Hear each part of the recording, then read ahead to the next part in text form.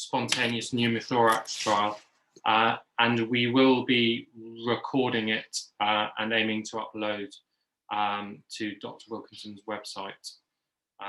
Okay. So, hi, me and Basir chose a primary spontaneous pneumothorax trial this week for Journal Club. So the trial was published in the New England Journal of Medicine last year in January 2020, and it basically compared conservative management versus interventional management for spontaneous pneumothorax. So a little bit of an introduction. So the annual rate of spontaneous pneumothorax in England is approximately about 140 people per million, and a third of those are primary, so there's no underlying lung pathologies. The most common treatment is interventional needle aspiration, which sometimes needs progression to surgical chest drains.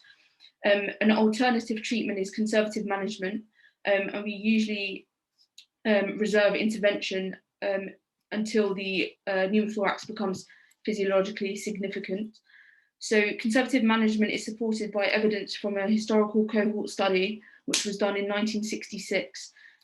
But since then, there's been no kind of directed data from randomized controlled trials until the PSP trial that compared conservative to interventional management. So the PSP trial proposed that conservative management could be just as effective and could be an acceptable therapeutic option for patients with primary spontaneous pneumothorax and allow for full lung re-expansion by 8 weeks. But there'd also be a benefit of shorter hospital stays, fewer interventions and associated complications, and a lower risk of pneumothorax reoccurring. So this is just a slide on our protocol that we use. So this is from the British Thoracic Society. So this trial focused on primary pneumothorax.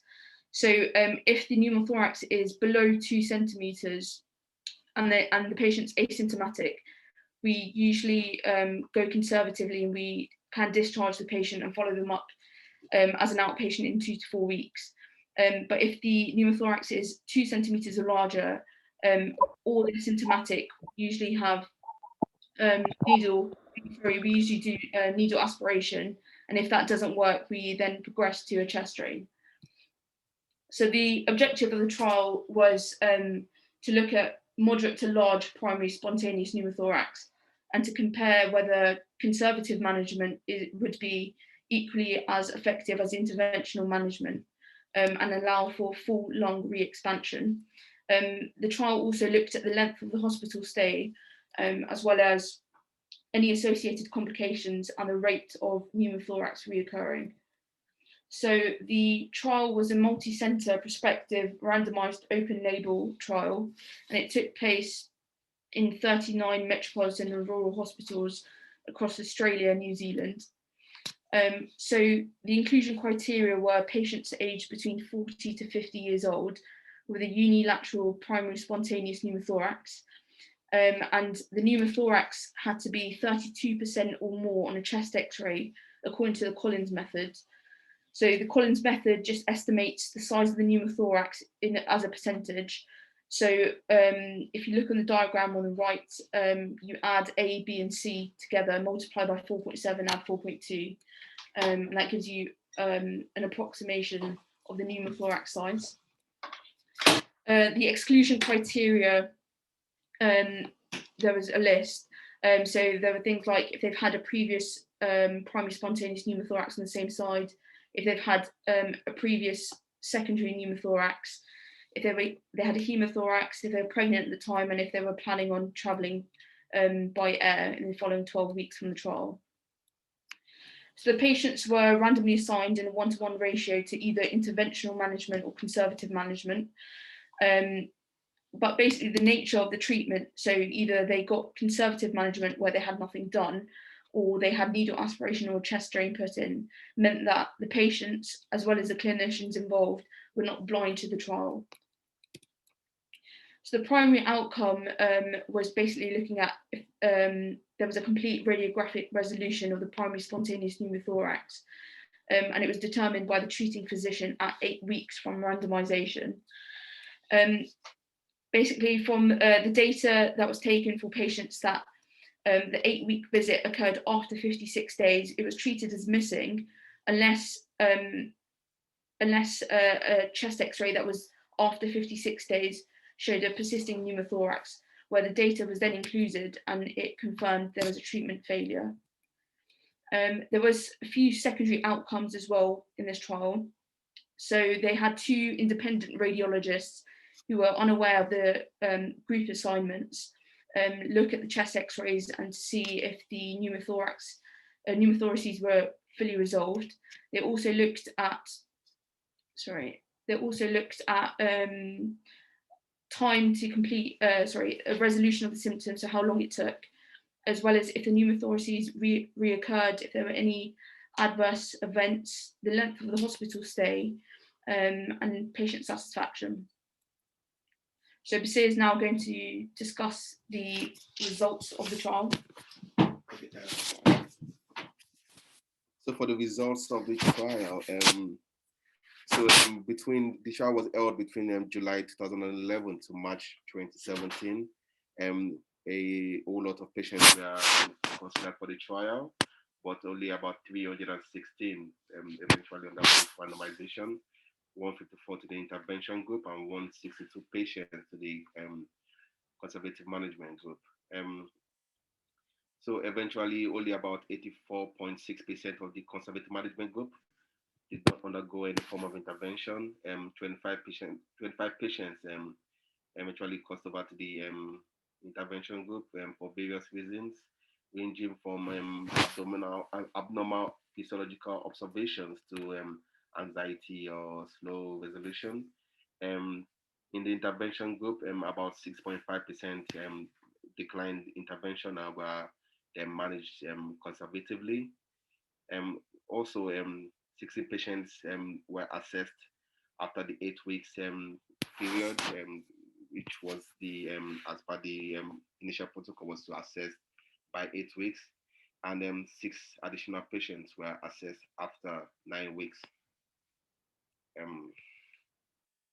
So for the the primary outcome, which Nimra mentioned earlier, was the full radiographical resolution by 8 weeks, and the primary analysis was 8 weeks. So 98.5% in the intervention group had resolution within 8 weeks, and I just have to mention that the initial assumption was that 99% in the intervention group would have resolution by 8 weeks. So this was pretty close. So 98.5% in the intervention group resolved within 8 weeks, while compared to 118 in the conservative management group. The risk difference being 4.1 percentage points, which fell between the 9% non-inferiority margin. So basically, it means clinicians were willing to accept a 9% reduction in efficacy of resolution, and this held up to it, and it shows that conservative management can be the approach we can actually look forward to in our clinical practice. Is a second sensitivity analysis was done, whereby all data missing were inputted as failure. Well, this didn't hold up. It showed 93.5% resolution in the intervention group compared to 82.5%, which was outside the non-inferiority margin. This diagram just essentially shows how many patients were assessed for eligibility, which is about 2,637. 316 eventually underwent randomization, and eventually some fell through the grapevine, and being at the end of the day, 125 were assessed for radiographic resolution within 8 weeks in the conservative group, and only about 131 were assessed for radiographic resolution also within 8 weeks in the conservative, in the intervention group.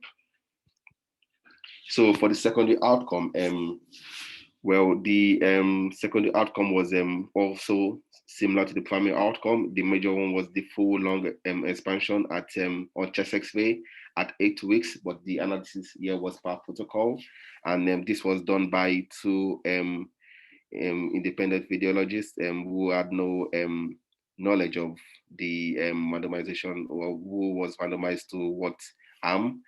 And in this analysis, 98.4% in the intervention group had resolution within 8 weeks as compared to 94.6%, which shows also a weak difference of 3.8%, and also falls within the non-inferiority margin. So I think this just strengthens the evidence, because both the intention to treat analysis and the per-protocol analysis all both fall within the non-inferiority margin. Other secondary outcomes looked at include mean length of stay, mean time of work, time to radiographic resolution, adverse events, and reoccurrence. I will mention a few things about this in the next slide. So in this slide, we can actually see most of the data concerning the secondary outcomes. I think the most interesting thing to actually note in this in the outcomes are the fact that I mean, obviously things we expect are in the intervention group had more stay in the hospital. They took more time off work. Well, obviously they had a procedure done, so they had more than one, equal to more than one procedure done. And also they had less time to radiographic resolution, between 16 days for the intervention group compared to 30 days for the conservative group. I think a unexpected result was the reoccurrence rate within 12 months.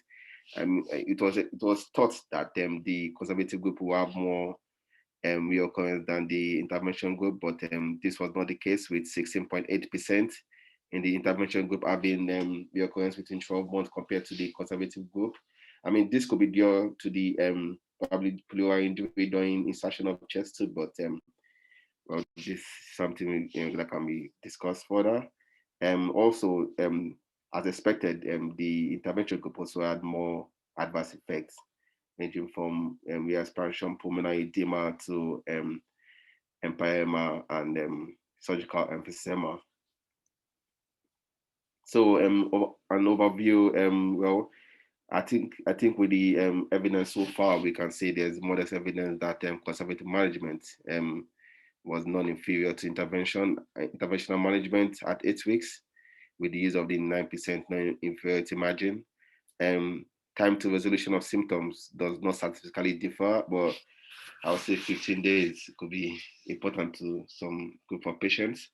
Conservative management spared 85% of patients on the pain of having a chest tube inserted, also resulted in fewer hospital days, less surgery, and fewer associated adverse events. So this result basically challenged the fundamental principle that all large primary pneumothorax require immediate drainage, which is well, what we practice currently. Limitations include the fact that, well, it's almost impossible to blind the study. I mean, in the per protocol analysis, they were able to blind it to the radiologist, but in the main study, this could not be done. Also, it was noted that treating clinicians were more likely to report pneumothorax resolution in the intervention group compared to the independent radiologists. And also, the original statistical analysis plan did not specify how to handle data missing by 8 weeks. This was done midway through the process. Effectiveness, well, so far, well, this is there's really not a lot of study being done in the field of primary spontaneous pneumothorax. I think the last major study was the core study done in 1950s, and it was conducted. But so this study basically was quite robust, conducted across 39 centers, with good exclusion criteria, and at the end of the day, the sample population covered a broad range of Australian hospitals, which can be extrapolated to a broader Western world population, including the United Kingdom. And so I'll conclude by saying it is, I think, in moving forward in our clinical practice, I think it's quite reasonably effective to and safe to offer observation to a well-defined set of stable patients, because of the fact that it will result in fewer hospital stays, fewer adverse effects, and well, the controversial low reoccurrence rate, and all this being achieved without having the pain of having a chest drain inserted. So more or less is therefore a compelling reason to discuss treatment options with patients, and to always consider non-intervention as a reasonable option. Thank you. And that's the end of the presentation. Thank you, guys. Are there any questions?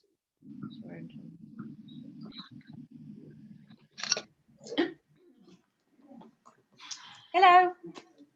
Can I ask a question? Yeah. Were any of the patients intubated? I